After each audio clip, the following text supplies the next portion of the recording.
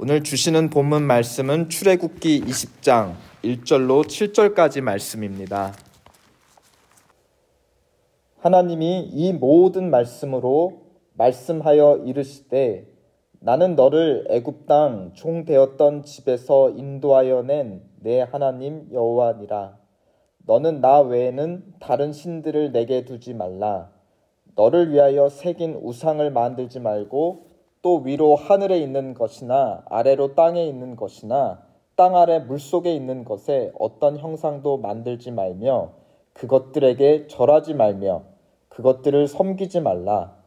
나 내 하나님 여호와는 질투하는 하나님인즉 나를 미워하는 자의 죄를 갚되 아버지로부터 아들에게로 3, 4대까지 이르게 하거니와 나를 사랑하고 내 계명을 지키는 자에게는 1000대까지 은혜를 베푸느니라. 너는 내 하나님 여호와의 이름을 망령되게 부르지 말라. 여호와는 그의 이름을 망령되게 부르는 자를 죄 없다 하지 아니하리라. 아멘. 지금 이스라엘 백성은 시내산에 도달했습니다. 그리고 여기서부터 1년을 머무를 것입니다. 시내산에서의 1년은 일종의 훈련소, 붓캠프입니다. 하나님을 섬기는 법, 하나님을 기쁘시게 하는 법을 이곳에서 배워야 했습니다. 오늘 본문부터 10계명, 10가지 원리, 하나님을 기쁘시게 하는 10가지 원리를 주고 계십니다. 우리는 그 중에 첫 세 가지 계명을 오늘 읽어보았습니다.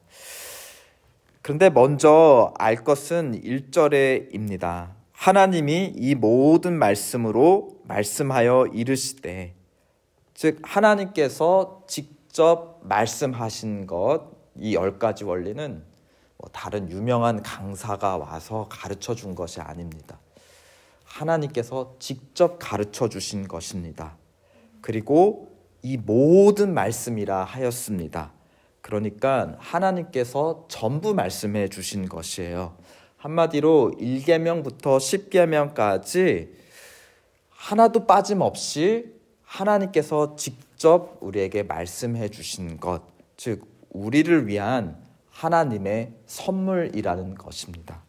왜냐하면 2절에 보면 하나님은 이전부터 우리를 위한 분, 택하신 하나님의 백성을 위한 분이기 때문입니다. 그러므로 하나님을 섬기는 법, 하나님을 기쁘시게 하는 법이 사실은 1절, 2절에 비밀이 담겨 있어요. 물론 우리 눈앞에 1계명부터 10계명까지 구체적으로 어떻게 해라 하지 말라라고 기록되어 있지만 이 모든 기록이 실천적 원리들이 결국은 1절과 2절로부터 나온다는 것을 우리는 잊지 말아야 하겠습니다. 그리고 거기에 근거해서 하나님을 섬기는 법, 하나님을 기쁘시게 하는 법의 가장 큰 비밀은 무엇이냐? 먼저 우리를 섬겨주신 하나님, 애굽에서 노예 생활하며 신음하는 우리를 건져내어 주신 은혜의 하나님, 우리를 기뻐하시는 하나님이신 줄을 우리가 먼저 아는 것, 그것이 바로 하나님을 기쁘시게 하는 법의 큰 비밀인 것입니다. 왜냐? 이를 알 때에 1절과 2절을 인정할 때에 비로소 나머지 10계명들을 우리는 기쁘게 받을 수가 있기 때문이에요. 이를 알 때 하나님은 우리를 기뻐하시는 분인 줄을 알 때에 이 모든 하나님의 계명은 무거운 것이 아니라 가벼운 것이 되고 의무가 아니라 기쁨의 선물이라는 것을 알게 되는 것입니다. 근데 반대로 하나님이 누구이신지 잊을 때 계명은 어떻게 될까요? 무거운 의무가 되고 굴레가 되는 것이에요. 이것이 바로 죄가 작동하는 방식입니다. 먼저 하나님이 누구이신지 잊게 만들어요. 그러면 우리는 뭐만 보게 될까요? 눈앞에 기록되어 있는 계명만 보게 돼요. 그럼 내가 이거를 지켰나 안 지켰나 그거 가지고 나를 판단하고 이웃 사람들을 판단하게 되는 거죠. 계명이 무거워져요. 그러면 어떻게 되죠? 계명을 못 지키게 돼요. 계명을 못 지키게 되면 우리는 어떻게 하죠? 점점 더 하나님으로부터 숨게 돼요. 하나님을 피하게 돼요. 그럼 하나님을 점점 더 잊게 되겠죠. 계명만 남아요. 그러면 계명을 또 무겁게 여기고 억지로 여기고 또 못 지켜요. 그러면서 어떻게 될까요? 하나님으로부터 점점 멀어지고 계명은 계명대로 못 지키게 되고, 그렇게 하나님으로부터, 죄는 우리를 하나님으로부터 멀어지게 하고, 죄가 율법의 힘을 이용해서, 무게를 이용해서 우리를 점점 하나님으로부터 멀게 만듭니다. 죄는 율법을 지키고 안 지키고의 문제가 아닙니다. 그거는 2차적인 것이에요. 가장 1차적인 것은 무엇이냐? 하나님을 잊고 피하는 문제, 하나님을 사랑하지 않는 문제입니다. 이런 맥락에서 우리는 첫 번째 10계명의 첫 번째 계명을 이해해 볼 필요가 있습니다. 3절, 너는 나 외에는 다른 신들을 내게 두지 말라. 쉽게 말하면 나를 잊지 말라, 나를 피하지 말라 하는 계명입니다. 그런데 우리는 하나님을 잊기 위해서 어떤 방법을 사용하는가? 1계명에 의하면 그저 잊기만 하는 게 아니라 다른 신을 향해 가는 것이에요. 하나님을 다른 신으로 대체해 가면서까지 우리는 하나님을 잊는 존재, 그것이 죄의 힘이라는 것입니다. 더군다나 제2계명에 보면 눈에 보이는 형상으로 다른 신을 만들어 놓고까지 우리는 그 무언가에 보이는 것에 집착하면서 보이지 않는 하나님을 잊게 된다는 것입니다. 따지고 보면 이스라엘은 이제 막 애굽 땅에서 나온 사람들이에요. 2절에서도 이스라엘 사람들이 원래 어디에 있었는지, 어느 출신이었는지를 애굽 땅, 종되었던 집이라고 구체적으로 지목하고 있습니다. 그곳에는 곡식과 야채가 풍성했어요. 그럴 때 그들은 늘 빈곤함 속에 살면서 애굽 신들을 동경했을 겁니다. 애굽인들을 풍성하게 축복해주는 저 신들이 나도 좀 자기 백성으로 인정하고 보호해줬으면 좋겠다. 이제 이들은 가나안 땅을 향해 가고 있습니다. 거기에는 곡식 대신 뭐가 풍성하다고 했죠? 젖과 꿀이 풍성하다. 양들이, 목축이 풍성하다. 또 그곳에 가면 이스라엘 백성은 누구를 동경하나요? 가나안의 신들을 동경하는 것을 우리는 구약의 기록을 통해 알 수 있습니다.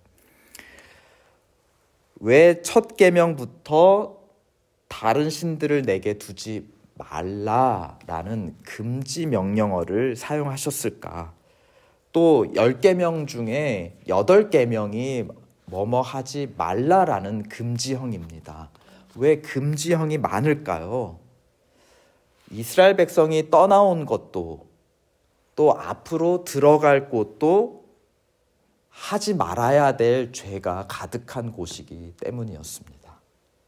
다른 신들이 가득한 곳이었기 때문에 하지 말라라는 명령어로부터 시작해서 그런 명령이 가득한 것입니다. 그렇다면 현재 이들이 있는 훈련받는 광야는 안전한 곳인가? 그렇지 않습니다. 금송아지 사건이 이를 대변해 주죠. 이 죄의 권세가 광야에도 미치고 있다는 것을 드러낸 사건이 바로 금송아지 사건입니다. 또 이 금송아지 사건은 오늘 우리가 읽은 1계명부터 3계명을 모두 어긴 사건이에요. 오늘 20장부터 해서 하나님이 율법을 주세요. 명령을 주세요. 하나님 섬기고 기쁘게 하는 법들을 주세요. 그러는 사이에 이스라엘 백성이 처음으로 온 민족이 집단으로 지은 죄가 바로 금송아지 사건이었습니다. 바로 1계명과 3계명을 모두 어긴 사건이었는데요. 그 사건을 보면 하나님 앞에서 범한 사건이었어요.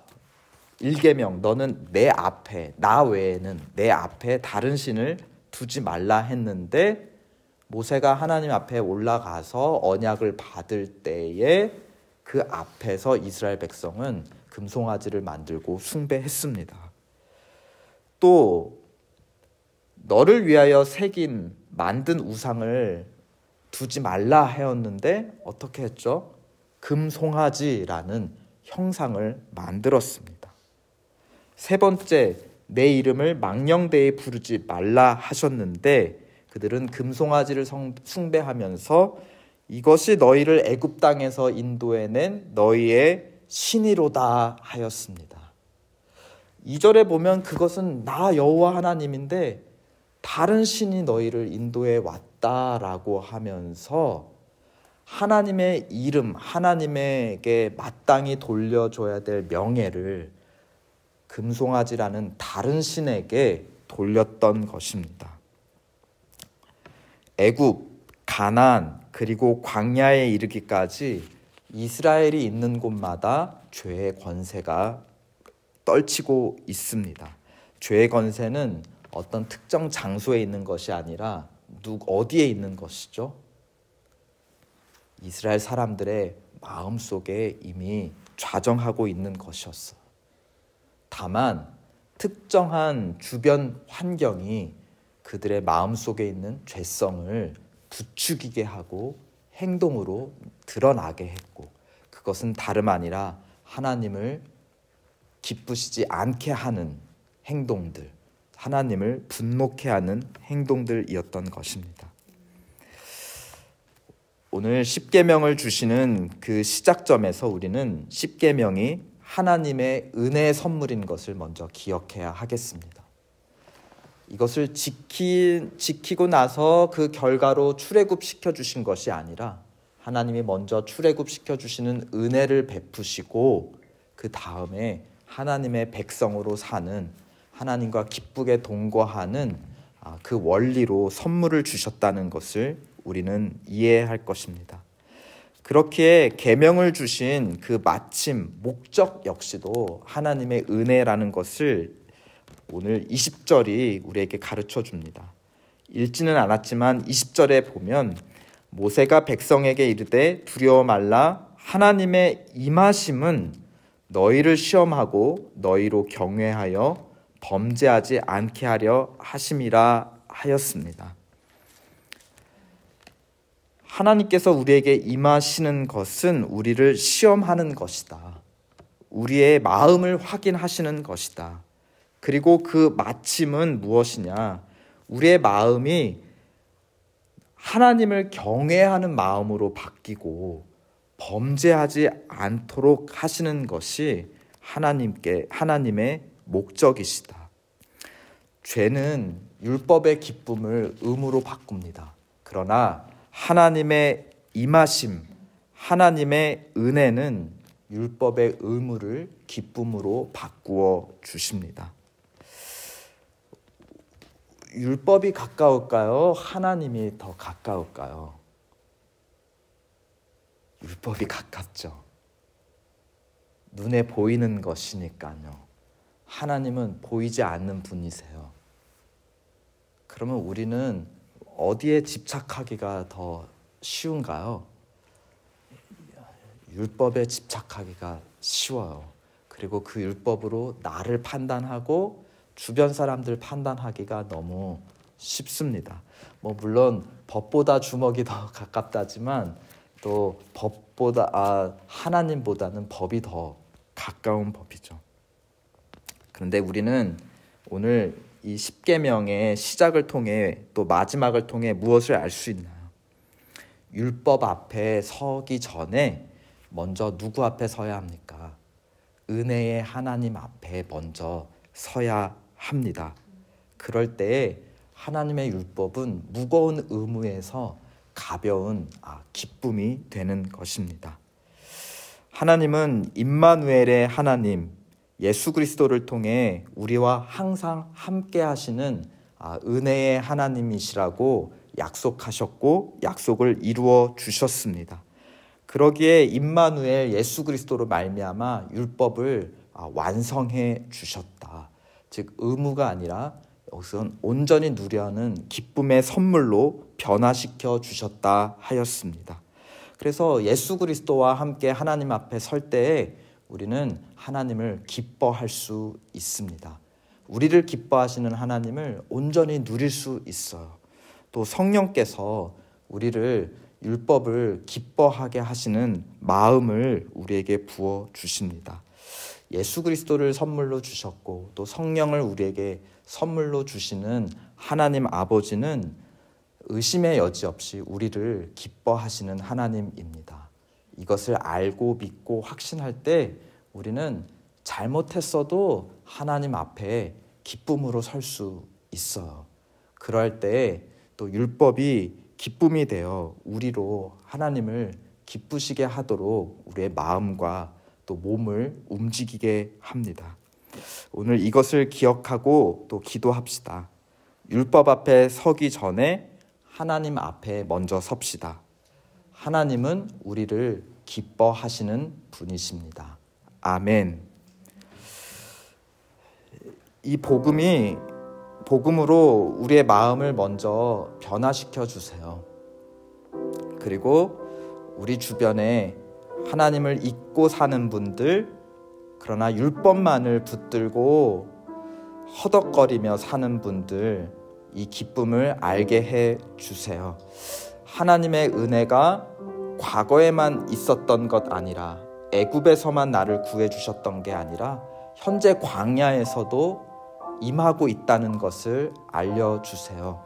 우리 중에 광야와 같은 현재 생존의 문제, 또 건강의 문제, 관계의 문제로 싸우고 있는 분들, 하나님이 나를 사랑하시는가?